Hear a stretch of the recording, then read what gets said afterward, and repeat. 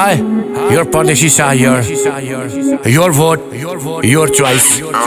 ना कांग्रेस ना एमाले ना घंटी ना माओ देख भइल जे करे पू निर्मला के हाल देख नारा ना लगाओ सवाल त पूछ जिसके का भइल बुरा हाल त पूछ महंगाई के मार पूछ रोटियां अचार पूछ किसान के हाल पूछ स्टूडेंट अपने पाल पूछ पूछ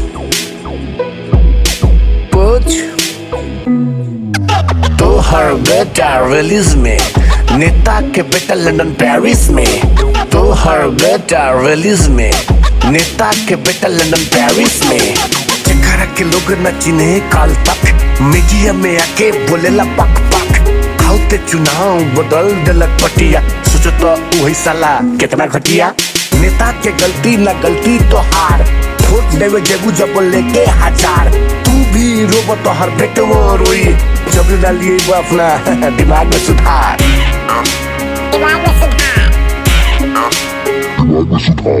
तो हर बेटा रिलीज में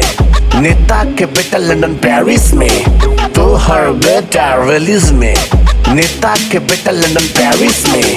बियर के बोतल हजार न देख अपन वोट धर्म जात न देख मीडिया भी बड़ुए झोल लेके कहीं घूस घुमाए गोल गोल लाखों लोग फरार हो गई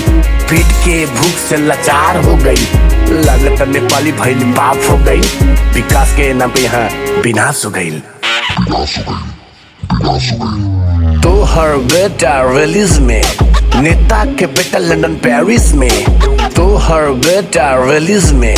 नेता के बेटा लंदन पेरिस में बदले बाबानर नेता हमदारी युवा सब खाड़ी में अब देश के सुधारी यहाँ सब गोलमाल यहाँ हेरा फेरी नेता हा गिरगिट न तेरी न हमारी न तेरी न हमारी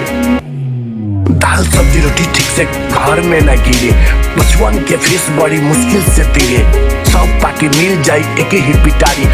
सन मिलके हमनी के बारी बारी हमनी के बारी बारी हमनी के बारी बारी तो हर बेटा रिलीज में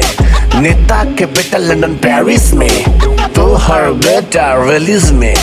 नेता के बेटा लंदन पेरिस में पूछ पेरिस में पूछ नेता से पूछ पेरिस में पूछ नेता से पूछ ना कांग्रेस ना एमाले ना घंटी ना माओ देख भइल जे करे पू निर्मला के हाल देख नारा ना लगाओ सवाल त पूछ जिसके का भइल बुरा हाल त पूछ महंगाई के मार पूछ रोटियां अचार पूछ किसान के हाल पूछ स्टूडेंट अपने पाल पूछ